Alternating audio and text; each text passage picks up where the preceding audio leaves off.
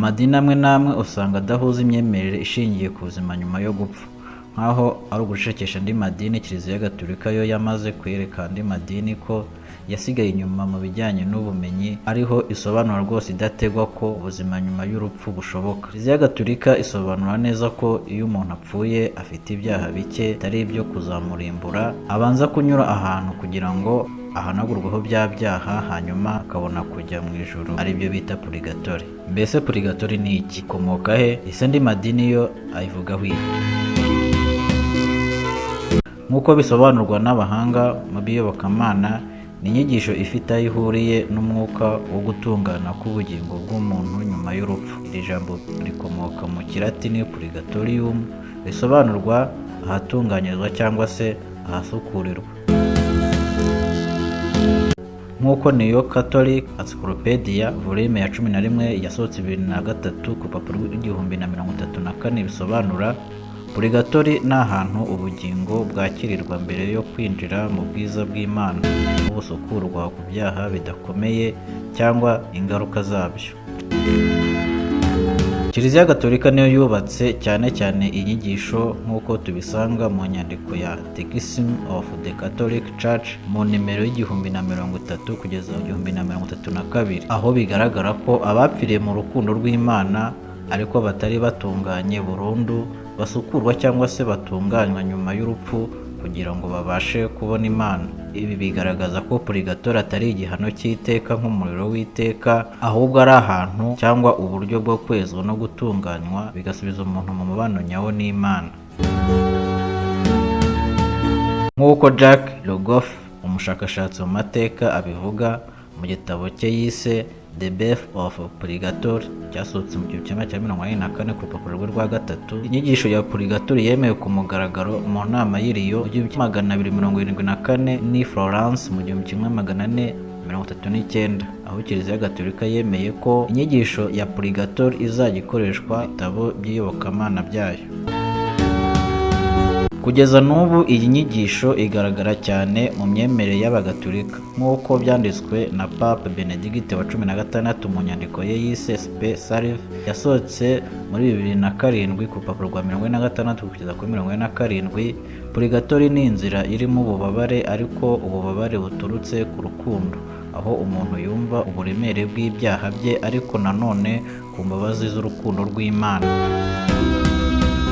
Purigatori ntishingira ku nyigisho za Kiliziya gusa, ahubwo ifite n'imizi mu myemerere ya kera yo mu Bayahudi, nk'uko tubisanga mu gitabo cy'Abamakabe igice cya 12 kuva ku murongo wa 44 kugeza 46, hagira hati: ni byiza kandi bifite icyizere cy'izuka gusabira abapfuye kugira ngo bababarirwe. Iyi nyandiko nubwo idakubiye mu byanditswe byera byemewe na bose mu madini yose, Kiliziya Gatolika yo yishingiraho nk'inkingi y'inyigisho yayo ya purigatori. Byongeye, abahanga mu myemerere nka E.P. Sanders mu gitabo cye Judaism Practice and Belief yasohotse mu 1992 ku rupapuro rwa 302, yerekana ko mu mico ya Kiyahudi ya kera abantu bizeye ko abapfuye bashobora gufashwa n'isengesho no kubwirwa amagambo y'impuhwe. Ibi byerekana ko igitekerezo cya purigatori cyari gihari n'ubundi, nubwo kitasobanurwaga neza. Purigatori isobanurwa nk'ahantu h'agateganyo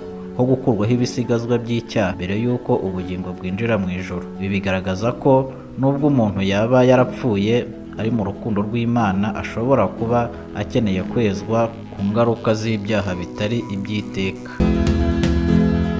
Nk'uko Papa Yohani Pawulo yabisobanuye mu nyandiko The General Audience yo ku wa 4 Kanama mu 1999, purigatori si ahantu nyakuri nk'uko abantu babyumva mu buryo busanzwe, ahubwo asobanura ko ari ihuriro ry'umwuka w'ubugingo buhura n'urukundo rw'Imana bugatunganywa. Iyi nyigisho ishishikariza abakristo gutanga amasengesho, kwitabira misa ndetse no gukora ibikorwa by'urukundo kugira ngo ifashe abari muri purigatori gukira vuba. Dushingiye ku nyandiko ya Council of Talent yanditswe mu 1545 kugera mu 1563, imwe mu nama za Kiliziya Gatolika zahinduye byinshi mu nyigisho zayo. Igaragaramo ko purigatori ari ukuri kudashidikanywaho, kandi amasengesho y'abazima cyane cyane misa agira umumaro wo gufasha abari muri purigatori.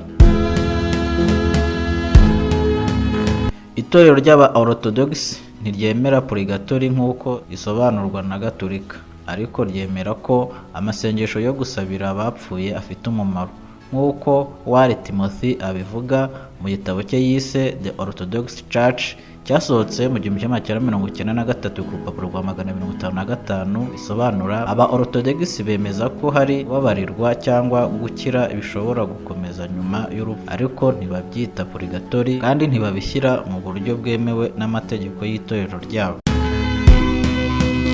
Aba bemeza ko Imana ishobora gukiza ubugingo bw'abantu bapfuye badatunganye, kandi ko isengesho ry'abasigaye ku isi rishobora kugira uruhare muri uko gukizwa. Ibi bigaragaza ko bafite imyemerere ijya gusa n'iy'Abagatolika ku bijyanye no gusabira abapfuye, ariko bakirinda kugira inyigisho isobanutse ya purigatori nk'uko ahandi muri Gatolika baba bimeze.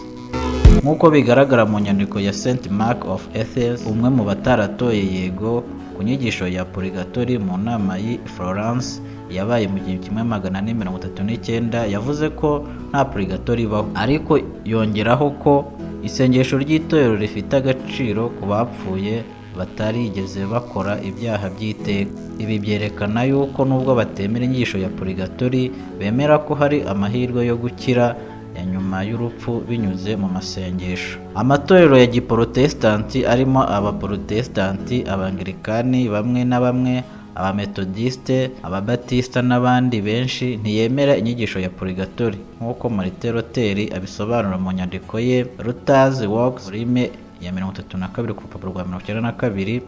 Purigatori ni inyigisho ituruka mu bantu idashingiye ku ijambo ry'Imana, igamije gusa gukomeza ubutegetsi bwa Kiliziya.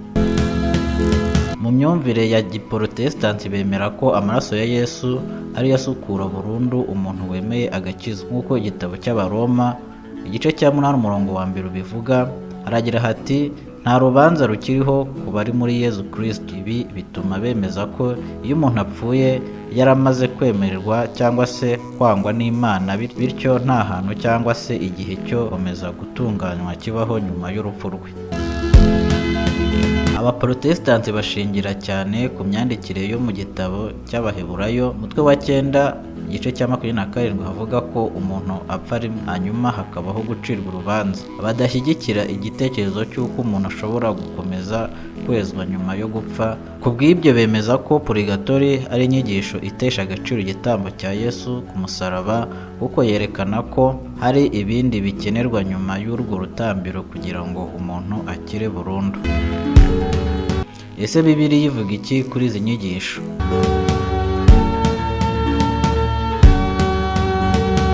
Inyigisho ya purigatori nubwo itavugwa ku mugaragaro mu buryo bw'ijambo muri Bibiliya, ishingirwa ku mirongo imwe n'imwe Kiliziya Gatolika n'abahanga bayo bita iyerekana utunganywa cyangwa ubushake bwo gusabira abapfuye. Hari ibitabo bimwe na bimwe bifatwa nk'umusingi w'iyi nyigisho, cyane cyane mu nyandiko z'Abagatolika. Muri Bibiliya Ntagatifu mu gitabo cya 2 cy'Abamakabe igice cya 12 kuva ku murongo wa 44 kugeza 46 handitswe ngo, kandi iyo atari yarizeye ko abapfuye bazuka ari ukwirushya no gusenga ubusa, ariko yari afite icyizere cy'agaciro kanini ko abapfuye bazazuka. Niyo mpamvu yasabye icyaha kikababarirwa abo bapfuye kugira ngo bazazukire ubuzima buhoraho. Kiliziya Gatolika ishingira hano inyigisho yayo gusabira abapfuye kugira ngo babarirwe ibyaha, nk'uko New American Bible Revised Edition ibisobanura mu bisobanuro byayo kuri iyi ngingo. Iyi myizerere yashingirwaga ku kwizera izuka n'imbaraga z'amasengesho y'abazima ku bw'abapfuye. Gusa amatorero ya giprotesitanti iyi nyandiko ntiyemera, nk'uko Bruce abivuga mu gitabo cye The Canon of Scripture cyasohotse mu 1987 ku rupapuro rwa 98. Avuga ko igitabo cya 2 cy'Abamakabe kiri mu bitabo bya Apokalifa, kikaba kitemewe nk'igice cya Bibiliya y'ukuri mu myizerere y'Abaprotesitanti, bityo ntibagifate nk'isoko y'inyigisho z'ukuri. Undi murongo ushingirwaho n'abemera purigatori, Abakorinto ba mbere igice cya 3 kuva ku murongo wa 15, aho Pawulo yanditse ati, ariko niba igikorwa cye cyose gitwika azahomba, ariko we ubwe azakizwa ariko nk'uciye mu muriro. Nk'uko Scott Hahn, umuhanga mu by'iyobokamana gatolika, bisobanura mu gitabo cye Hope for Hard Time cyasohotse mu 2011, iyi mirongo yerekana ko hari abantu bazakizwa ariko banyuze mu muriro. Ibi ngo bigaragaza umuriro wa purigatori, aho ubugingo bukurwaho umwanda w'ibyaha bitari iby'iteka. Kiliziya Gatolika ibihuza n'igitekerezo cy'umuriro usukura ubugingo, nk'uko Joseph Ratzinger, Papa wa Benedict wa 16 abivuga mu nyandiko ye Eschatology, Death and Eternal Life, cyanditswe mu 1987 ku rupapuro rwa 230. Avuga ko umuriro uvugwa aha atari uw'igihano, ahubwo ni uw'urukundo rw'Imana rukiza. Amadini menshi ya giprotestanti ajya impaka kuri iyi mirongo, bavuga ko itafatwa nk'imirongo ya purigatori, nk'uko John MacArthur, umupasiteri w'umuprotestanti abivuga mu nyandiko ye The Truth About Heaven, Hell and Life After Death, cyasohotse mu 1998 ku rupapuro rwa 28. Avuga ko Abakorinto ba mbere igice cya 3 umurongo wa 15 ivuga ku kazi k'umwigisha atari ubugingo bw'umuntu. Ubwe umuriro uvugwa hariya ni isuzuma ry'igikorwa, si ugusukura ubugingo bw'umuntu wapfuye. Nubwo hariho abaprotestanti bemera gusabira abarwayi cyangwa abantu bari mu bibazo, bemera gusabira abapfuye kuko bifata nk'igikorwa kidafite ishingiro rya Bibiliya, cyane cyane bashingiye ku gitabo cy'Abaheburayo igice cya 9 umurongo wa 27 havuga ko umuntu apfa rimwe nyuma hakabaho urubanza. Nubwo bimeze bityo ariko abahamya ba Yehova bahakana purigatori bivuye inyuma. Ibi babikora bagendeye ku mirongo yanditse muri Bibiliya itandukanye. Ubwabo kwizera amaraso ya Yesu Kristo nibyo byezaho umuntu icyaha, ntabwo ari ukumara igihe runaka muri purigatori. Bibiliya ivuga ko amaraso ya Yesu umwana wayo adukiza icyitwa icyaha cyose, kandi ko Yesu Kristo yadukirije ibyaha akoresheje amaraso ye. Ibi tubisanga muri Yohane wa mbere igice cya 1 umurongo wa 7, cyangwa se Ibyahishuwe igice cya 1 umurongo wa 5 muri Bibiliya ntagatifu. Yesu yatanze ubugingo bwe ngo bube incungu ya benshi kubera ibyaha byabo. Ibi abahamya ba Yehova bavuga yuko bigaragara muri Matayo igice cya 20 umurongo wa 28, cyangwa se no muri Bibiliya ntagatifu. Abantu bapfuye ntacyo bazi, abazima baba bazi ko bazapfa. Ibi bakavuga yuko bigaragara mu mubwiriza igice cya 9 umurongo wa 5. Ubwabo umuntu wapfuye ntacyo ashobora kumva, bityo rero ntashobora no kwezwa n'umuriro muri purigatori. Iyo umuntu amaze gupfa nta kindi gihano cy'ibyaha ahabwa. Bibiliya ivuga ko ingaruka y'icyaha ari urupfu, kandi ko upfuye aba ahanaguweho icyaha. Abaroma igice cya 6 umurongo wa 7 n'umurongo wa 23 no muri Bibiliya ntagatifu ngo niko byanditse. Ese koko purigatori ibaho cyangwa n'inyigisho yahimbwe? Nk'uko Isabelle Morey abyerekana mu nyandiko ye Purgatory in Historical Perspective in St. Andre Encyclopedia of Theology, inyigisho ya purigatori yavutse mu buryo bw'impinduka buhuriweho n'imitekerereze y'idini, imiterere y'imyizerere n'imibanire hagati y'abari mu isi n'abapfuye. Igaragaza ko uburyo inyigisho yagiye ikura mu nyandiko za bamwe bakomeye mu mateka nka Thomas Aquinas ndetse n'imibereho ya sosiyete ya kera. Nk'uko ubushakashatsi bwanditswe na Jeremy Bell muri Aquinas and the Perspective of Bible-Reasoned Agreement for the Existence of Purgatory bugaragaza ko Thomas Aquinas yashyigikiye ko nubwo nta mpamvu za gihamya zakwemeza purigatori, hari impamvu zifatika zishobora gushyigikira igitekerezo cyayo mu buryo buhamye. Iyi nzira yo kugaragaza ko purigatori ifite ishingiro ry'imitekerereze, bityo akaba ari ikimenyetso cy'urukundo rw'Imana ku bantu. Abahanga b'iyobokamana nka Jerry L. Wallace batekereza purigatori nk'igihe cyo gushimira no gushyira mu gaciro ubuzima bwacu bw'ahashize, aho umuntu yahindurwa bishingiye ku buzima yabayemo ku isi bubi bugahindurwa bwiza, bityo akabona kujya. Ibi birerekana ko purigatori atari ikimenyetso cy'ikizira gusa, ahubwo yatekerejweho nk'umwanya w'impinduka zigaragaza urukundo rw'Imana. Nubwo bimeze bityo ariko Abantu benshi bavuga yuko purigatori ari imyemerere ishingiye kuri Kiliziya Gatolika gusa, ko muri Bibiliya nta hantu iyi purigatori igaragara. Murakoze kudutega amatwi, mukomeze mudukurikire, mukande subscribe, mwandike muri comment ibitekerezo byanyu ku bijyanye na purigatori, ndetse musangize n'abandi. Mukomeze mugire ibihe byiza, mwari kumwe nanjye Mombasa. Bye bye.